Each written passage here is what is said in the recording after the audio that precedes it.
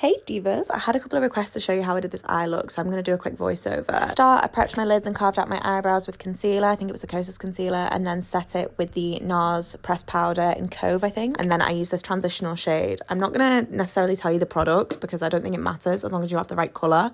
But I washed that all over my lid, made sure to get it into the front of my brow, and then I went with a slightly darker shade within my crease. And then you can see me going back to that transitional shade just to make sure it's all blended and to make sure that I get that intense colour without drowning it out.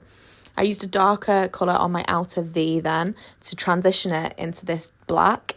Please be so careful when using black. Just add a little bit at a time because it's really hard to blend once you've put too much on. So yeah, just be super careful. Then I went in with a NARS Pop Concealer to give my pale colour something to stick to. We're going with a soft cut crease look. So that's the placement that we're going with. And then a little bit on the brow bone just to brighten it up. And then going over the top of it with a pale creamy shadow.